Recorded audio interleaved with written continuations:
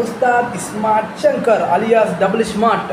అసలు మూవీ అయితే భయ్య పొద్దున్నే ఫస్ట్ షోకి అయితే దాన్ని మార్నింగ్ 9 అయితే వేశారు చెన్నైలో మూవీ. సో అసలు మామూలు అయితే లేదు మూవీ అయితే.